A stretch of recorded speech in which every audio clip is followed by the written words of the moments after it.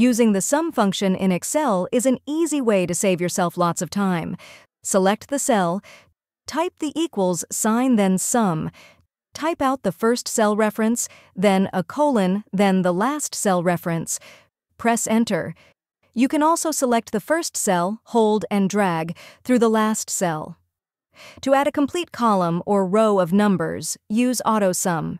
Click into the cell at the end of the list you want to add. Press Alt and equals sign at the same time.